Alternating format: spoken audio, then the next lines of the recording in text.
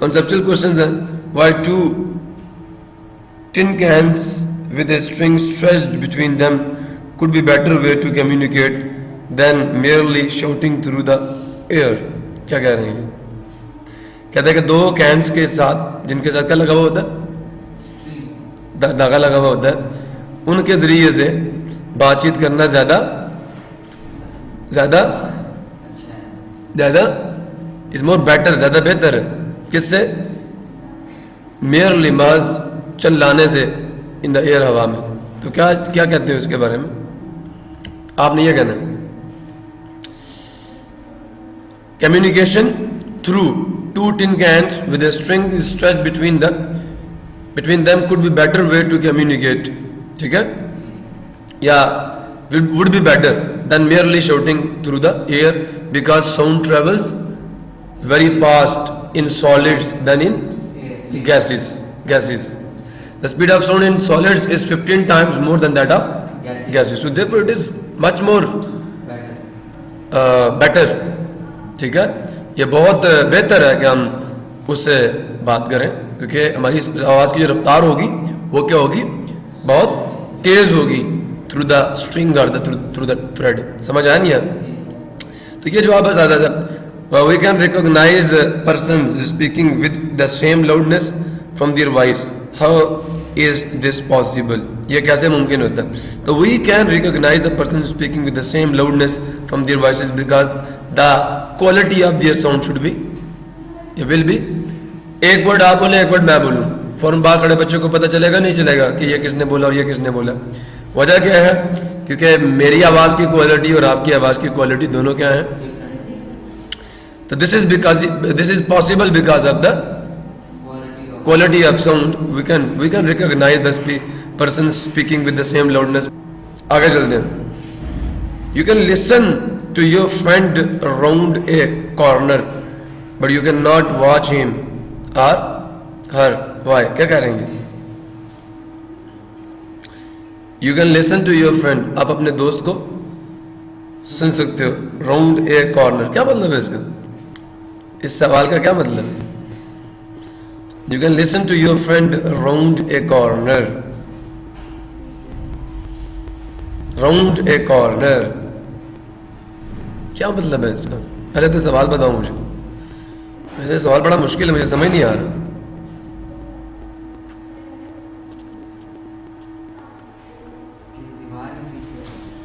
Corner. आप यहाँ हो तो दो नुक्कर के दूसरी साइड पे खड़ा है, आप देख नहीं सकते, लेकिन कैसे कैसे कैसे वजह क्या है?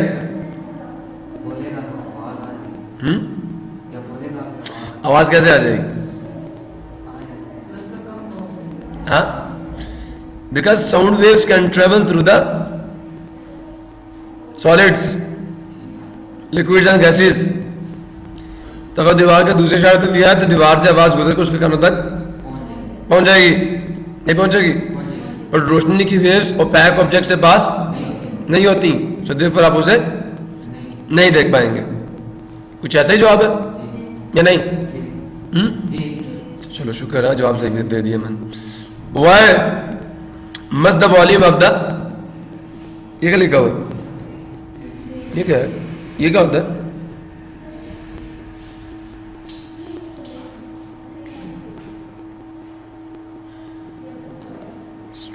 stereo in a room with wall to wall carpet be tuned higher. क्या कह रहे हैं?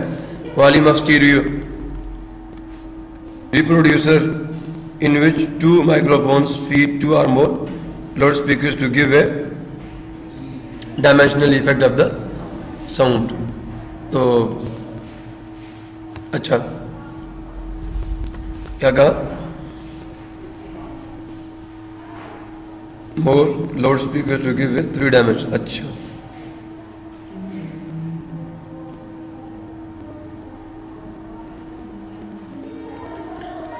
तो क्या कहा जा रहा है? वह उसका जो वॉल्यूम है वो ऊंचा क्यों रखा जाना चाहिए?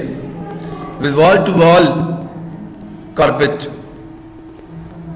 B tuned higher than in room with wooden floor. अब वो रूम जिसका जो क्या कहते हैं उसको,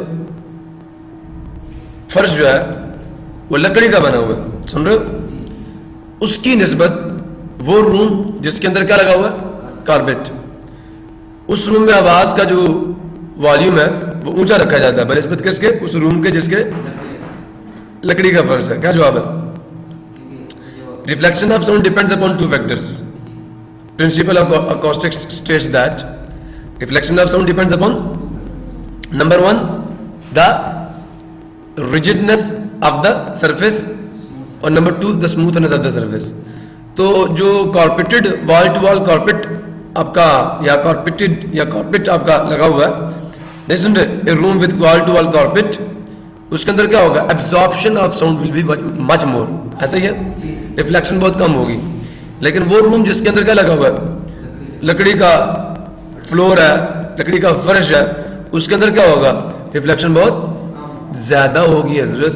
लकड़ी रिजिड होती है और फर्श है, स्मूथनेस भी ज्यादा है, तो रिफ्लेक्शन क्या होगी, बहुत ज्यादा. इसलिए वहां पे वॉल्यूम भी क्या रखा जाएगा, कम रखा जाएगा हजरत, ताकि रिफ्लेक्शन कम से कम हो. और कॉर्पोरेटेड रूम में क्या रखा जाएगा, ज्यादा, क्योंकि रिफ्लेक्शन तो वहां पे होगी नहीं. तो फिर आवाज जो भेजी जाएगी वो दीवारों से टकराकर जो है वो लोगों के कानों तक नहीं पहुंचेगी, दीवारें एब्जॉर्ब कर लेंगी. सुन रहे हो? In the wall to wall carpeted rooms the absorption of sound will be much more as compare to the room with wooden floor. So therefore क्या किया जाएगा, the volume of the stereo in a room with wall to wall carpeted be tuned higher than in the room with a wooden floor. ये जवाब है इसका. समझ आ गया? A student says that two terms, speed and frequency of the wave, refer to the same thing. क्या कह रहा है? एक बच्चा कहता है कि two term speed and frequency of wave, जो वेव की फ्रीक्वेंसी और स्पीड है, ठीक है, refer to the same thing, दोनों से मुराद एक ही चीज है, दोनों एक ही चीज का नाम है. What is your response? Both are same? Both are same? क्यों नहीं? आप दोनों की डेफिनेशन देना है. आपने क्या जवाब देना है? Speed and frequency of wave both are two different characteristics. Frequency का total number of waves produce in 1 second is called the frequency, okay. And speed क्या? The total distance moved by the waves in 1 second. वो क्या, वो distance moved है, और ये क्या, waves produced है. नहीं समझ आया? वेव्स की तादाद और चीज है, डिस्टेंस और चीज. समझ आया? Total number of waves in 1 second frequency, total number of metres covered in 1 second is the speed. Both are two different things. Two people are listening to the same music at the same distance. They disagree on its loudness. Explain how this could happen. दो बंदे बराबर फासले पे सुन रहे हो, same music को same distance पे सुन रहे हैं, तो वो दोनों डिसएग्रीड है. एक कहता है लाउडनेस कम है, एक कहता है ज्यादा है. तो दिस कुड हैपन व्हेन क्या होगा, the physical health of the ear of both person will be different. A person with sensitive ear नहीं समझ आ, will say that the loudness of sound is more, and a person with defective ears will say that the loudness is small. Okay, loudness is low. Okay, नहीं समझ आया. जब कान की sensitivity, the sensitivity of both person will be different.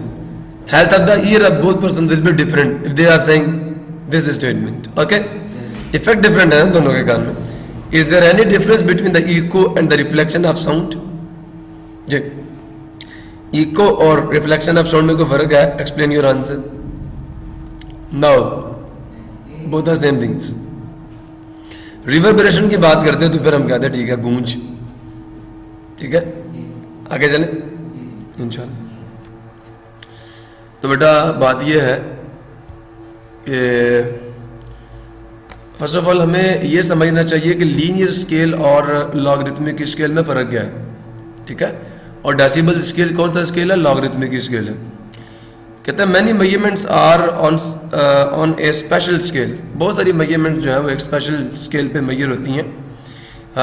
The logarithmic scale A ruler is an example of linear scale. जो ruler है ना आपका, वो एक लीनियर स्केल की एग्जांपल है, with the distance between 1 and 2 inch marks. जो आपके रोलर पे 1 और 2 के मार्क के दरम्यान में डिस्टेंस है, जैसे ये 1 इंच है और ये 2, ऐसा ही है ना। तो बच्चे अब 9 और 10 के दरम्यान में जो डिस्टेंस होगा वो भी क्या होगा, ये दोनों डिस्टेंसेस क्या होंगे, बिटवीन 2 मार्क्स जो डिस्टेंस आएगा स्केल के ऊपर वो सेम होगा। जितना डिस्टेंस 1 और 2 में उतना ही 9 और 10 इंच में होगा, ये भी वो कह रहे हैं। ये सेम है the distance between 10 and 11 inches mark. ऐसे समझ आया? तो लेकिन जो लॉगरिथमिक स्केल है इसमें क्या होता है, the unit step increase is in a multiplicative way. जो यूनिट स्टेप इंक्रीज आता है वो किस में आता है, यहाँ पे तो आप ऐड करते हैं ना, 1 से 2 पे गए तो एक ऐड किया, फिर 3 पे गए तो फिर ऐड किया, एक स्पेसिफिक फैक्टर को ऐड करते हैं तो दूसरे पे आप चले जाते हैं। लेकिन लॉगरिथमिक स्केल में जो यूनिट स्टेप इंक्रीज होता है वो मल्टीप्लिकेशन बाय ए नंबर होता है, एडिशन बाय ए नंबर नहीं होता। समझ आया? जैसे आपकी पहली रीडिंग क्या होगी 1, दूसरी क्या होगी, तीसरी क्या होगी, चौथी क्या होगी। इसकी मैं मिसाल आपको ऐसे देता हूं। डेसिबल स्केल में अगर किसी साउंड की जो रेशो बन रही है आपकी मिनिमम, तो ये जो I डिवाइडेड बाय I0 है इसकी रेशो का आप लॉग लेते हैं ना। और I0 जो है ये थ्रेशोल्ड फ्रीक्वेंसी है, मिनिमम ऑडिबल इंटेंसिटी है, ऐसा ही है।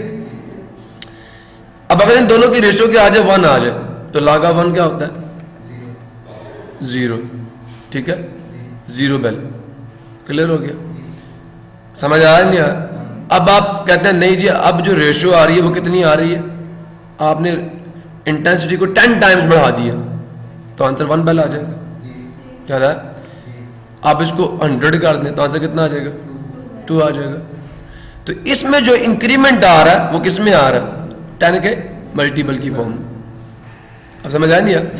ये unit step increase in the intensity आ रहा है वो किस में आ रहा है। अब अगर आप इसको 1000 कर दें मतलब इसको फिर 10 से मल्टीप्लाई कर दें, समझ आया? इंटेंसिटी में 10 टाइम्स इंक्रीज जो है वो साउंड लेवल में कितने 1 यूनिट का इंक्रीज लाएगा। अब बात समझ आ रही है? ये 3 बेल हो जाएगा। आप फिर 10 से मल्टीप्लाई करें, 10 की पावर 4 है, लॉग लेंगे आंसर 4 बेल आ जाएगा। समझ आया नहीं है? आप क्या करें, अगर रेशियो आपके पास 10 की पावर क्या आ जाए 5 आ जाए, ये कितना आ जाएगा 5 बेल आ जाएगा।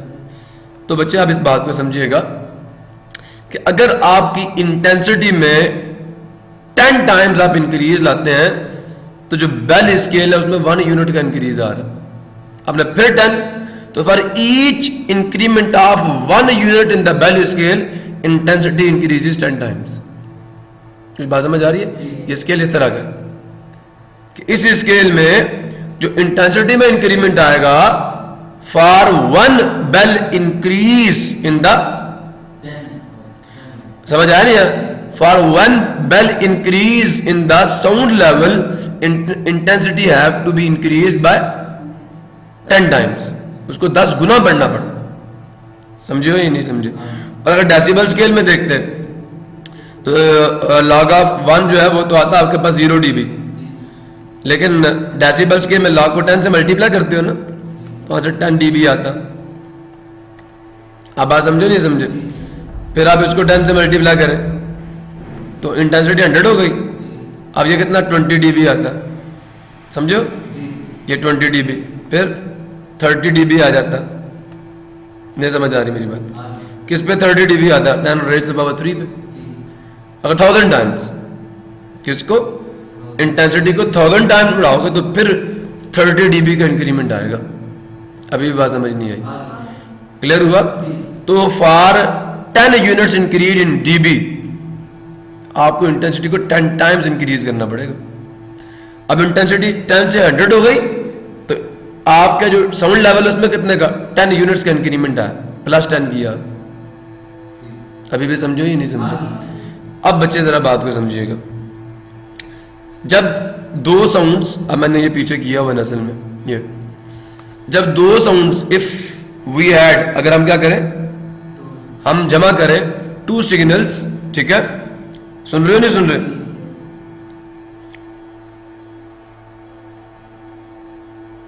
जो इंटेंसिटी है, जो इंटेंसिटी है किसकी, सिग्नल की, वो क्या हो जाएगी, डबल हो जाएगी, मतलब एम्पलीट्यूड डबल हो जाएगा। दो signals same amplitude same frequency के अगर आप सिग्नल्स को आप एडअप करें, ये वेव्स एक दूसरे के साथ इंटरफेयर करके जो नई वेव को जन्म देंगी, उस वेव का एम्पलीट्यूड क्या होगा, डबल होगा, फ्रीक्वेंसी वही होगी, एम्पलीट्यूड भी वही नहीं होगा, डबल होगा, फ्रीक्वेंसी वही होगी और वेवलेंथ वही होगी, लैम्डा वही होगा। इंक्रीमेंट किस में आएगा, एम्पलीट्यूड में, एनर्जी बढ़ जाएगी नई वेव की। समझ आया नहीं यार? अब मैं आपको इसका प्रूफ देता हूं जो कि मैंने किया है। हम क्या देते हैं, लेट, और से सुनना, intensity of 50 dB sound is equal to I, ठीक है। व्हेन टू साउंड्स, ठीक है, ऑफ 50 dB साउंड लेवल, ठीक है, विल बी एडिड, तो इंटेंसिटी किसके बराबर होगी, देन इंटेंसिटी किसके बराबर आ जाएगी, इंटेंसिटी 2 टाइम्स हो जाएगी ना। नहीं समझ आया? असल में वेव्स ऐसे ऐड होती है ना, एम्पलीट्यूड डबल हो जाएगा तो इंटेंसिटी डबल हो जाएगी। इसका भी साउंड लेवल 50 dB था, इसका भी 50 dB था। जब ये दोनों वेव्स एक दूसरे के साथ इंटरफेयर करके नई वेव बनाएंगे तो भाई साहब सिर्फ उसका एम्पलीट्यूड इंक्रीज करेगा तो इंटेंसिटी 2 गुना बढ़ जाएगी, 2 टाइम्स हो जाएगी। नहीं बात समझा?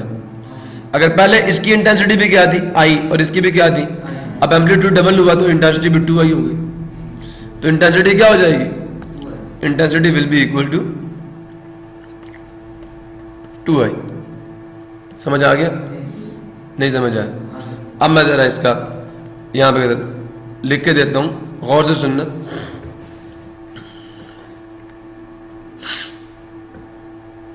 No sound level of new sound, ठीक है, वो किसके बराबर आ जाएगा, 10 times log of I prime. मैं इसको आई प्राइम कह देता हूं। न्यू इंटेंसिटी किसके बराबर होगी, आई प्राइम, ये पहले आई थी, ठीक है, I prime divided by I not. Formula याद है, 60 dB भी आता है ना, आखिर पे डालेंगे। अब आपको पता आई प्राइम किसके बराबर है, 2i के, सुन रहे हो? तो 10 times log of 2i divided by I not. Clear हुआ? क्या मैं इसको ऐसे लिख सकता हूं, 10 टाइम्स लॉग ऑफ, गौर से सुनना, i divided by I not multiplied with 2। जब आप लॉग अप्लाई करेंगे तो फिर क्या होगा, 10 times log of i divided by I not, और ये मल्टीप्लीकेशन को लॉग किस में चेंज कर देगा। क्लियर हो गया? i बाय आई नॉट को ऐसे रहने दो। आप कहते हैं डिवीजन में इसका भी तो b में माइनस आना चाहिए, है ना, आप इसको एक टर्म समझें, वन क्वांटिटी। क्लियर हो गया? इसके साथ भी बेटा मैं बार ब्रैकेट लगा दूं, 1 मिनट, लॉग के अंदर जाएगा ना ब्रैकेट। अब ये 10 इससे भी मल्टीप्लाई होगा और इससे भी multiply, 10 times log of i divided by I naught plus 10 times log of 2 हो गया, ठीक है। नहीं तो ये तुम्हारा 3rd चैप्टर वही अप्लाई कर रहा हूं। लॉग मल्टीप्लीकेशन को किसमें चेंज कर देता है, एडिशन में। क्लियर हुआ?